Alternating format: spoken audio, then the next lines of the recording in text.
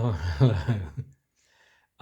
Now I'm going to just do a really quick summary of why Bhavananda's guilty for killing Prabhupada. It's very, very clean and simple. It goes like this. Now, he's a liar. That's what narcissists are. We know narcissists are famous for lying. That's their number one thing. If you know a narcissist, you'll know that that's all that they do, is that they just lie constantly. They can't help it. That is, if you know a narcissist, if you've ever been attacked by a narcissist or targeted, you'll know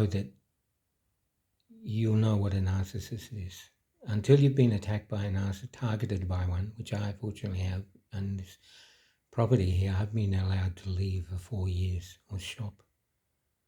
He's taken all my cars, my vehicle. He said he's cabal, and he's been sent in to keep an eye on me, whether that's because of Bhavananda or just because of my ISKCON history. Apparently it's because of my ISKCON history, and they target anyone who's influential. It's good. It's good news to me. I couldn't believe it. I don't feel qualified at all, but he'd been sent in by the cabal to watch me, and he's taken all my vehicles, all my communication, money, house, everything, and tried to kill me, threatened to kill me. So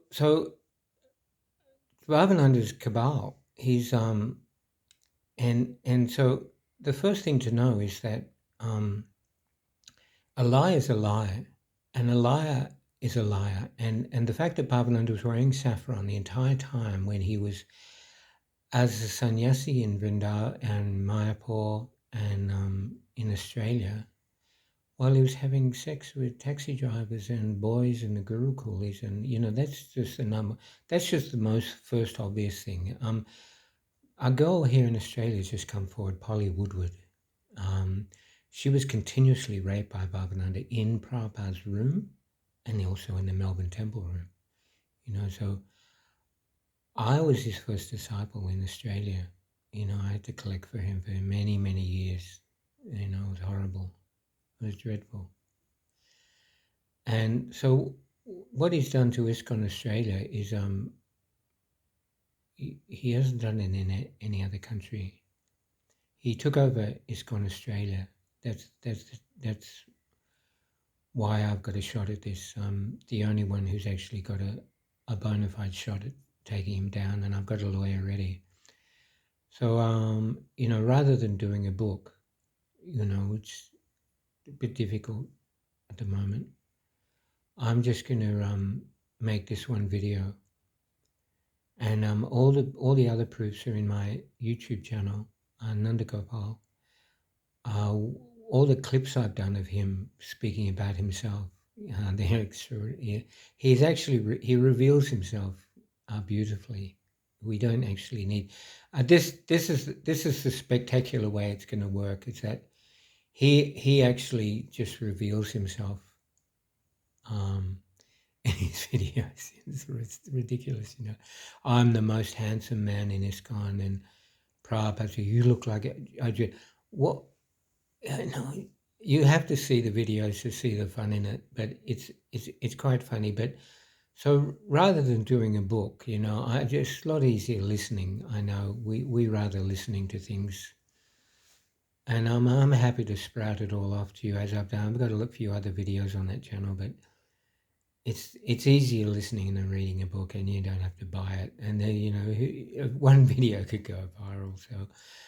So all the proofs are there. Then they said Ayendra was killed, Sulochana was killed, Kadamba Kanana was shot, Sridhar Maharaj was attempted to be shot, and also a bomb was sent to him. And Bhavananda shot 2 men who returned with that bomb. He shot them point blank in Mayapur.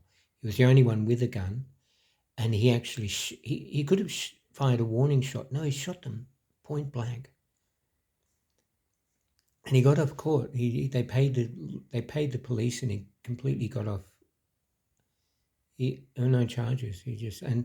He even says about that. And that was on my birthday. It's funny. Both of these things, both the appointment and Bhavananda killing the men was both on July the 8th. That's also Ringo's birthday.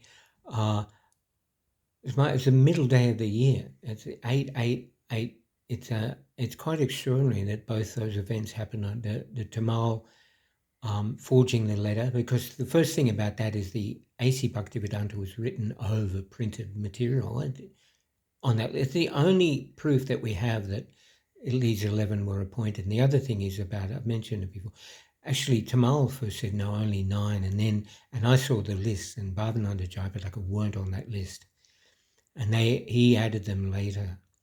So that's the first impression, that Bhavananda wasn't even on the first list that Tamal made up. That's a whole intimate thing, whether that's a whole lie as well. So, but the basic thing we're getting through here is that he's a liar, and that and it's only his word that's upholding him at the moment, saying that he didn't kill Prabhupada, he didn't poison. But all the proofs are in, and another proof just came in today with this new poison book. Bhagavat Maharaj was present here when they actually got rid of a Kavi. One doctor was looking after Prabhupada, and Tamal, Bhagavat said, no, they got rid of several of them, but there's one particularly, they ousted him immediately, and I just found out why. He was taking a video of an x-ray of Prabhupada's lungs, because he was having cadmium. One of the things with cadmium is lung problem. And they wouldn't let him take the x-ray, and they made fun of the x-ray, and then they got rid of the doctor completely. So that's, we've just posted that. So that's probably the main proof that's why I jumped on this as soon as Bhagavat Maharaj was talking, saying it's true. I jumped onto all the details I could, and the string is just rolling in now, and the evidences are all there, and I'm just attempting to make them more obvious, and to do it in such a way that it's easy for you to understand, and it can't be refuted, because I certainly I certainly defeated Maheshwara, who wrote the book. Not that I'm poisoned. Publicly, I defeated him. He was the first one that needed to be shut up, and I did it. And we haven't heard from him since. So anyone else who wants to, so that's why, there's no one else who can, only Bhavananda, and he's just escaped Sydney, because I can do it while he's in Sydney, but while he's in India, I don't really have. So he's hiding in India, in Vrindavan, but he's got to expose himself like this on the, to make sure that no one's actually battling him or confronting him. But I certainly am, and the more of you that know about it, you won't be able. It's not possible to deny the fact, because also a Gurukul boy saw him sprinkling white powder on Prabhupada's food, and the boy asked, "What is that?" And he said, "Oh, it's magic dust."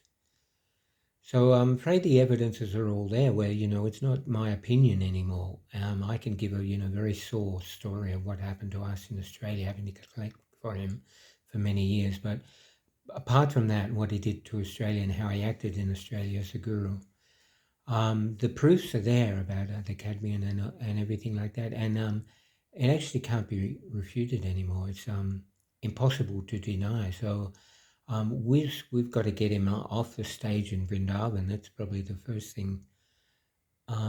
Why we need to alert people, and maybe they'll revolt. Maybe they'll just do the same thing that he did to those poor Bengali men who were just irritated that he paid them to kill Sridhar. And when they met Sridhar, they were disgusted, and they went back to, and that's why he shot him. And he tries to avoid that, and it was July, it was my birthday. He tries to avoid that in the video by saying, "Oh, and I was massaging Prabhupada, and Garga Muni came, and you're needed back in Mayapur," and he looked at Garga Muni, he could have killed him. And he says it himself, and they gave him the Muchakunda look. He says it himself in the video. So it's all self-revealing. All his videos that he's done himself, they all pronounce him as the killer of Prabhupada, and I'm certainly open for any challenges, any public debates, and certainly Maheshwara went down 5 years ago, quite a long. We haven't heard a word from him, and he was really proud of it. He plucked all his feathers out he's running a hide here. Bhavananda made him join the Navy, and that's what I got him. Wait a minute, why are you protecting him? He says, Maheshwara actually says to me in private, he said, actually, I'm with you, Prabhu. I want you to take him down. So that's why he understands. Any Brahmana realizes that this is very, very sinful and needs to be dealt with before any of us can be, really advancing Krishna. Krishna wants us to do this. And the more of you that are, so you can, even by just joining our group, devotees who believe Prabhupada was poisoned, you're actually exposing yourself as a witness. So if you just join that group and then you're a witness to, we can they just add the numbers up. There's 230 now. And by doing that, that's very helpful because then that's very simple as well. We just give this to Rishi Bhattarai, the Nepalese High Court lawyer who's just taken this on. And it'd just be a very, very simple thing to do. All the details are there, all the proofs are there now. So we just, okay, I'll sign off there because so any more, all the details have come. Everyone's given me enough details. It's certainly fine. But anyone who wants to refute it, you're certainly welcome. We can have an open public debate. But that's how Maheshwara was defeated. So I don't advise it because he hasn't got a foot to stand. He's a liar. He's a narcissistic liar.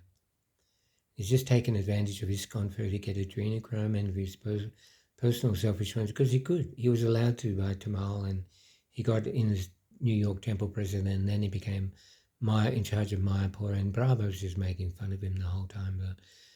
And allowing us to do the work, do the necessary now. Whoever wants to take up the reins of revealing it, that's why it's such a rasa. It's the greatest taste. There's no greater rasa than this one. Okay, thank you so much. Thanks for tolerating me, Acharya. Righty.